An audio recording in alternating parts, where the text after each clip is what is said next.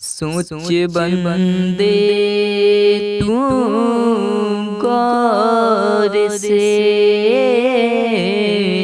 कितनों ने आस लगाई है। सोच बंदे तू गौर से,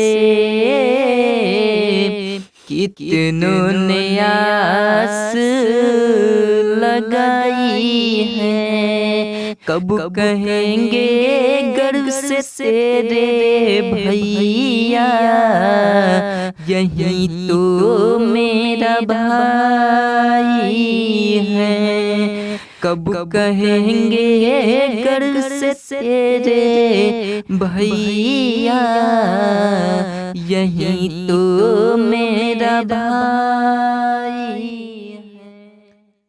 नमस्कार दोस्तों, मैं अखिलेश कुमार अपने YouTube चैनल भोजपुरी पढ़ाई में आपका तहे दिल से स्वागत करता हूं। दोस्तों, आज के इस वीडियो में हम लोग बात करेंगे वर्धन वंश के बारे में। और दोस्तों, पिछले वीडियो में भी हम लोगों ने वर्धन वंश के बारे में पढ़ा था। जैसा कि आप जानते हैं दोस्तों, अगर आप मेरे YouTube चैनल पर डेली के व्यूअर हैं तो आपको पता होगा। दोस्तों, आज हम विशेष बात करेंगे हर्षवर्धन के बारे में। वर्धन वंश में दोस्तों हर्षवर्धन का बहुत महत्वपूर्ण योगदान रहता है। और दोस्तों, इससे संबंधित जितने भी इम्पोर्टेंट प्रश्न बनेंगे, जितने भी इम्पोर्टेंट तथ्य बनेंगे, उन सारे तथ्यों पर हम लोग बात करेंगे, उन सारी घटनाओं पर हम बात करेंगे। तो चलिए दोस्तों, वीडियो को शुरू करते हैं।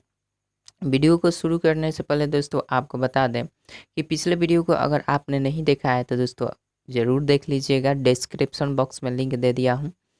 और अगर वीडियो किसी भी तरह आपको अच्छा लगे तो दोस्तों अपने दोस्तों में ज़रूर शेयर कीजिएगा, और वीडियो पसंद आए तो लाइक कीजिएगा। चलिए दोस्तों, बात करते हैं। पिछले वीडियो में हम लोगों ने पढ़ा था हर्षवर्धन के बारे में। हर्षवर्धन के बारे में हम लोगों ने जाना था कि हर्षवर्धन पिता और भाई के मृत्यु के पश्चात हर्षवर्धन अपने आप को किसी भी तरह संभालता है और एक प्रण भी करता है। प्रतिज्ञा के बारे में भी हम लोगों ने पढ़ा था। उस प्रतिज्ञा के बारे में हम लोगों ने चर्चा किया था पिछले वीडियो में, और क्या प्रतिज्ञा किया था, इन तमाम चीज़ों के बारे में हम लोगों ने जाना था। दोस्तों, उसके बाद से क्या होती है हर्षवर्धन के साथ। प्रतिज्ञा तो कर लिया हर्षवर्धन, लेकिन इसके साथ दो समस्याएं पहले होती है। जब राज्यारोहण होता है इसका, हर्षवर्धन का, तो दो तरह की समस्याएं होती हैं। पहली समस्या तो ये है कि राज्यश्री को मुक्त कराना शशांक से, चूँकि देवगुप्त तो मर चुका था। देवगुप्त को राज्यवर्धन ने मार दिया था, और राज्यवर्धन को शशांक के द्वारा राज्यवर्धन को मार दिया गया। इस तरह से अगर देखें तो दोस्तों देवगुप्त का भी मृत्यु हो जाता है, राज्यवर्धन का भी मृत्यु हो जाता है। तो इधर से हर्षवर्धन के भाई राज्यवर्धन की मृत्यु होने के पश्चात अब इसमें शासन का बागडोर संभालने के लिए दोस्तों केवल हर्षवर्धन बच जाता है वर्धन वंश में। तो इस तरह से हर्षवर्धन को दो समस्याओं का सामना करना पड़ता है राज्यारोहण के समय में। तो पहली समस्या तो ये थी कि इसे राजश्री को मुक्त करना था शशांक से, और दूसरी समस्या ये थी कि कनौज पर आखिर उत्तराधिकारी बने कौन, इसकी भी समस्या थी। चूँकि उत्तराधिकारी का समस्या इसलिए था चूँकि इसकी जो बहन थी राजश्री और इसके जो बहनोई थे, मतलब कि बहन के पति ग्रहवर्मा, उनकी तो हत्या हो चुकी थी। इनसे कोई भी संतानें नहीं थी। इसलिए समस्या ये थी कि आखिर कनौज पर या इनके साम्राज्य पर उत्तराधिकारी के रूप में अब कौन नियुक्त हो।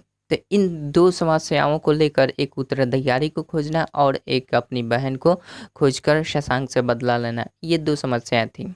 फिर भी किसी भी तरह हर्षवर्धन अपना आगे चलता है। देखिए दोस्तों, वैसे देखा जाए तो दोस्तों इसके जो अभियान इसने किया हर्षवर्धन ने, देखिए हम चलते हैं इससे पहले हम समझ लेते हैं कि हर्षवर्धन का जो शासनकाल रहता है दोस्तों, वो 606 ईस्वी से लेकर 647 ईस्वी तक इसका शासनकाल होता है। हर्षवर्धन के विजय यात्रा के बारे में अगर हम बात करें तो दोस्तों हर्षचरित बाणभट्ट की जो रचना है उसमें बहुत ही रोचक वर्णन मिलता है। हालांकि पूरी जानकारी नहीं मिलती है उससे, लेकिन जितनी भी जानकारी मिलती है मैं बताने का प्रयास करता हूँ।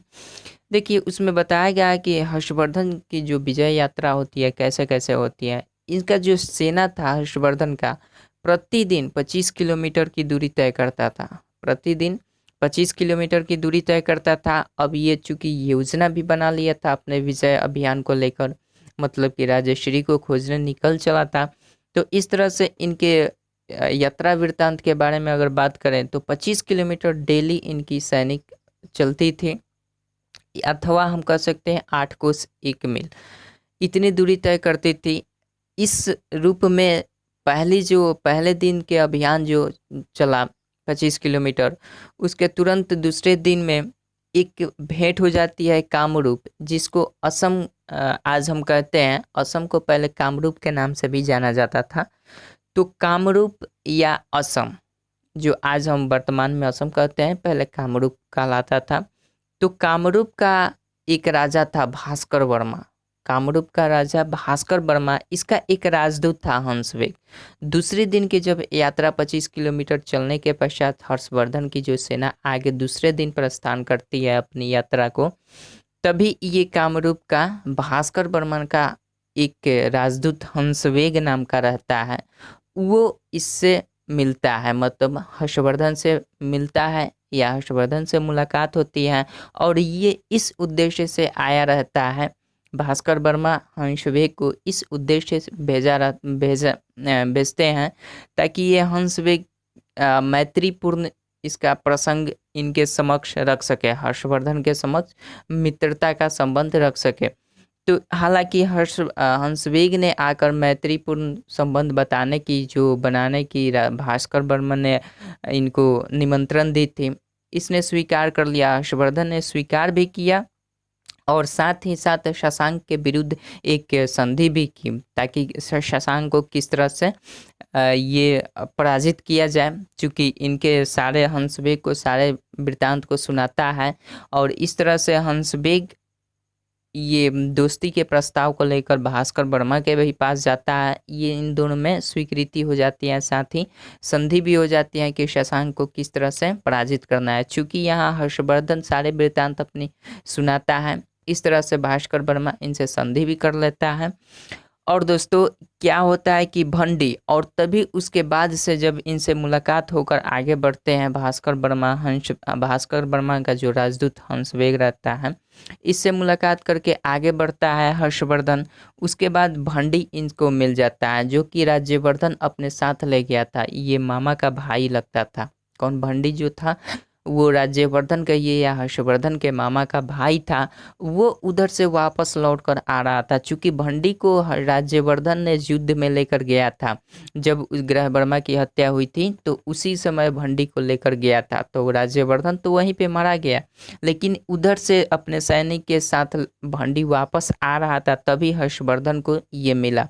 हर्षवर्धन को मिलने के पश्चात राज्यवर्धन की मृत्यु की सारी वृत्तांत, सारी कहानियाँ सुनाई। और उसके बाद से इसने भंडी ने ये भी बताया कि किसी गुप्त नाम के कोई राजा ने कनौज पर अधिकार कर लिया है। ये भी क्या बताया? गुप्त नाम का कोई राजा था वहाँ पे जिसने कनौज पर अधिकार कर लिया था। कनौज ग्रह वर्मा का चूँकि था साम्राज्य, और कनौज पर अब अधिकार किसने? गुप्त ने किसी कर लिया है। और ये भी बताया कि राजश्री जो थी, मतलब कि हर्षवर्धन की बहन, वो विंध्याचल के जंगलों में सती होने के लिए चली गई थी। विंध्याचल के जंगलों में सती होने के लिए चली गई है। तो इस तरह से जानकारी भंडी आकर देता है। तो क्या करता है कि हर्षवर्धन यहीं से अपनी सारी सेनाओं को भंडी के नेतृत्व में रखकर ही विंध्याचल के जंगलों में अपनी बहन को खोजने के लिए चला जाता है, क्योंकि वो सती होने के लिए जंगल में चली गई थी। तो इस तरह से खोजने के लिए जाता है, और साथ में एक माधव गुप्त को अपने साथ में लेकर जाता है, और कई अन्य सामंतों को भी अपने साथ में लेकर जाता है, और अपने सैनिक को भंडी के नेतृत्व में ही वहीं पे छोड़ देता है, ताकि भंडी इसका निरीक्षण कर सके, अपने नेतृत्व में रख सके। और उसके बाद जाने के बाद इसे विंध्याचल के जंगलों में निर्घात से भेंट होती है। और निर्घात से भेंट होने के पश्चात निर्घात ये चूँकि ये भतीजा है, निर्घात जो है दोस्तों ये हर्षवर्धन का भतीजा है, और ये बताता है किसी दिवाकर मित्र नाम के बौद्ध भिक्षु के बारे में कि जाइए आप वहाँ उनसे पता कीजिए, आखिर उनसे पता कीजिएगा तो आपको शायद पता उसका मिल जाए, राजश्री का पता मिल जाए। तो ये निर्घात के अपने भतीजे के कहने पर ये दिवाकर मित्र नाम का किसी बौद्ध भिक्षु के पास जाते हैं हर्षवर्धन, और हर्षवर्धन जाने के पश्चात तो वहाँ से किसी भी तरह हर्षवर्धन ने अपनी बहन राजश्री को तब खोज लिया जब वह चिता बनाकर आग में जलना अपनी चिता में अपनी जान देने के लिए जा रही थी, तभी ये इसको बचा लिया और फिर वापस भंडी के पास पहुंचाया जहां पे अपनी सेना को छोड़ा था, अपने भंडी के नेतृत्व में छोड़ा था। तो वहां पे आकर फिर अपने राजधानी को लौट जाते हैं, राजश्री की राजधानी यानी कनौज को लौट जाते हैं। और कनौज के लौटने के बाद अब समस्या आती है कि आखिर यहाँ के जो मंत्री थे, राज्यवर्धन के जितने भी मंत्री थे, चूँकि राज्यवर्धन तो अब मर चुका था, उसके बाद से जितने भी इनके मंत्री थे सारे मंत्री अब इनसे गुहार लगाने लगे कि महाराज आप ही यहाँ के महाराजा बन जाइए। तो लेकिन इस प्रस्ताव को लेकर हर्षवर्धन कोई निष्कर्ष नहीं देता है। हर्षवर्धन नहीं चाहता था कि मैं कनौज का राजा बनूं, तो वहाँ ये इग्नोर कर देता है, नहीं मैं नहीं बन सकता। और इस तरह से किसी भी तरह राज्यवर्धन फिर अगर ये नहीं बने तो बनेगा कौन शासक, तो किसी भी तरह राजश्री को ही उसका शासिका बनाया गया, कनौज का शासिका बनाया गया। किसी भी तरह हर्षवर्धन चूँकि इग्नोर कर दिया था, वो नकार दिया था, इसीलिए किसी भी तरह राजश्री को ही वहाँ का नियुक्त है। और यहाँ तक कि चीनी स्रोतों में ये भी बताया जाता है दोस्तों कि ये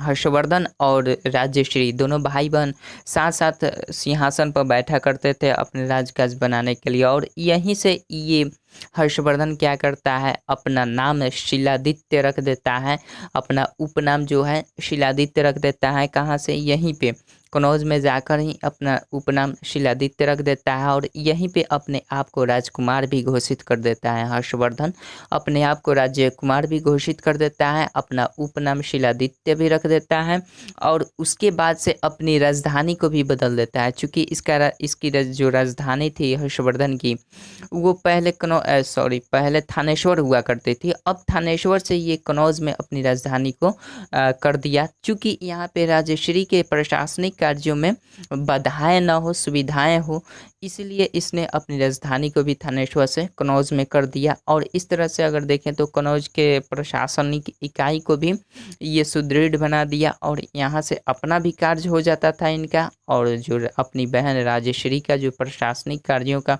जो जटिलता थी उसको भी दूर कर दिया यहाँ से। तो अपनी इसने दो राजधानी थी, पहली राजधानी थानेश्वर में थी और दूसरी राजधानी कनौज में कर दी। आगे दोस्तों हम देखते हैं, तो यहीं कनौज का शासक कौन बने इसके संबंध में हम लोगों ने बात कर लिया कि आखिर कनौज का शासक कौन बने।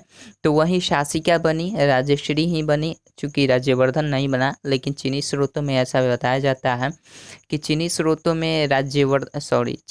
में हर्षवर्धन और राजश्री ये दोनों साथ साथ सिंहासन पर बैठा करते थे या अपने राजकाज संभालते थे। ठीक है दोस्तों, उसके बाद से क्या होता है, अपनी सारी ये करके अपनी बहन को भी वापस कर देता है, अपनी बहन को भी बचा लेता है, सती नहीं होने देता है। उसके बाद से क्या करता है, हर्षवर्धन पूर्वी अभियान पर चला जाता है। हर्षवर्धन पूर्वी अभियान पर, पूर्वी भारत में हमारा जैसे दोस्तों पूर्वी भारत में अगर देखें तो उत्तर प्रदेश आ जाता है, बिहार आ जाता है, इन तमाम प्रदेशों पर इसने आक्रमण करके इसे जीत लेता है। जैसे कि उत्तर प्रदेश को भी इसने जीत लिया था पूर्वी अभियान में, अगर देखें पूर्वी भारत में, तो इसने उत्तर प्रदेश को भी जीत लिया था, पश्चिम बिहार को भी जीत लिया था। मतलब बिहार के पश्चिमी जो क्षेत्र थे तो उन कुछ क्षेत्रों को भी इसने, पश्चिमी बिहार के कुछ क्षेत्रों को भी जीत लिया था। लेकिन शशांक के जो प्रदेश थे जिसके अंतर्गत बंगाल, उड़ीसा और मगध आते थे, तो मगध बिहार को ही कहते हैं। तो दोस्तों शशांक के जो प्रदेश थे बंगाल, उड़ीसा और मगध, इसको इसने नहीं जीत पाया, लेकिन मालवा को भी उसने उस समय अपने अधिकार में कर लिया था। तो कुल मिलाकर देखें उत्तर प्रदेश, पश्चिमी बिहार के कुछ भाग और मालवा, इस पर अपना अधिकार हर्षवर्धन ने कर लिया था, लेकिन शशांक के प्रदेश को नहीं जीत पाया था। बंगाल, उड़ीसा, मगध जो शशांक के प्रदेश के अंतर्गत आते हैं। उसके बाद दोस्तों पूर्वी अभियान, भारत के पूर्वी अभियान से होकर ये पुनः गुजरात में जाता है। अभी वर्तमान हम गुजरात कहते हैं, तो वर्तमान में गुजरात को ही पहले बल्लभी कहा जाता था। तो बल्लभी के साथ इसने युद्ध भी किया था गुजरात में जाकर। तो हर्षवर्धन का बल्लभी के साथ भी युद्ध हुआ था। तो चूंकि उस समय ये 629 ईस्वी की बात है दोस्तों, उस समय ध्रुवसेन द्वितीय नाम का कोई बल्लभी का सम्राट हुआ करता था। तो वहाँ पे इन दोनों के बीच मध्य युद्ध होता है और ध्रुवसेन द्वितीय हार जाता है। हर्षवर्धन से ध्रुवसेन द्वितीय हार जाता है और हार कर ये भरौंज के जो गुर्जर शासक दत्त द्वितीय होता है उसके पास ये जाकर शरण ले लेता है। किसके पास? भरौंज के गुर्जर शासक कोई था दत्त द्वितीय नाम का, उसके पास ये जाकर अपना शरण लेता है। और ये सब जो भी जानकारी मिलती है, दत्त द्वितीय के पास ये जाकर शरण लेता है, ध्रुव द्वितीय ये जो हार जाता है हर्षवर्धन से, इन सब की जानकारी हमें नासौरी के दानपत्र से मिलती है। नासौरी के दानपत्र से मिलती है। और दोस्तों इसका जो शासनकाल होता है दत्त द्वितीय का, जिसके पास इसने ध्रुव द्वितीय ने शरण ली है, उसका जो शासनकाल रहता है 629 से 640 ईस्वी तक इनका शासनकाल रहता है। तो इस तरह हम कह सकते हैं कि कहीं ना कहीं हर्षवर्धन ने 629 ईस्वी से लेकर 640 ईस्वी के मध्य ही ये युद्ध हुआ था इन दोनों के बीच में। ठीक है दोस्तों। इसके बाद दोस्तों ये क्या करता है, सिंध पर भी आक्रमण कर देता है। कहाँ पे? सिंध पर भी ये आक्रमण कर देता है। सिंध के आक्रमण करने के बाद सिंध को भी अपने साम्राज्य में मिला लेता है। तो दोस्तों आगे उसके बाद देखते हैं, तो पुलकेशिन द्वितीय से भी ये इसने युद्ध किया था। और पुलकेशिन द्वितीय कौन था दोस्तों? बादामी चालुक्य का शक्तिशाली शासक था। इसको भी हम आगे पढ़ेंगे चालुक्य वंश में। ठीक है दोस्तों। तो बताया जाता है कि अल्तेकर के अनुसार ये बताया जाता है कि इसने 630 ईस्वी से लेकर 634 ईस्वी के मध्य इसने युद्ध किया था पुलकेशिन द्वितीय के साथ। पुलकेशिन द्वितीय के साथ 630 से 634 ईस्वी में लगभग इसने युद्ध किया था। और हर्षवर्धन की जिसमें क्या हुई थी, पराजय हो गई थी। यहीं पे आकर पहली पराजय यहीं पे होती है, नहीं तो इसके पहले जितने भी साम्राज्य पर आक्रमण करता है सब पर विजय होता है इसका। लेकिन ये पहली बार पुलकेशिन द्वितीय के साथ ये आकर हार जाता है। पुलकेशिन द्वितीय कौन होता है? बादामी चालुक्य का शक्तिशाली शासक होता है। और इसका जो शासनकाल रहता है पुलकेशिन द्वितीय का, वो 610 ईस्वी से लेकर 643 ईस्वी तक इसका शासनकाल रहता है। तो इसी में 630 ईस्वी से लेकर 634 ईस्वी में आकर ये आक्रमण करता है, जिसमें इसकी पराजय हो जाती है। ठीक है दोस्तों। और इसकी जो हमें जानकारी मिलती है एहुल प्रशस्ति से मिलती है। किससे? एहुल प्रशस्ति से इसकी जानकारी मिलती है। साथ ही साथ ह्वेनसांग का यात्रा वृत्तांत जो है उससे भी मिलती है। और जो ह्वेनसांग के जीवनी है, जिसको हुइली कहते हैं, मतलब कि हुइली इसकी जीवनी है ह्वेनसांग की, तो इसकी जीवनी से, ह्वेनसांग की जीवनी से भी हमें इसकी जानकारी मिलती है कि ये पुलकेशिन द्वितीय के साथ युद्ध जब करता है तो ये पुलकेशिन द्वितीय से हार जाता है। इन तमाम चीज़ों की जानकारी हमें किससे मिलती है? हुइली से मिलती है, ह्वेनसांग की। ठीक है।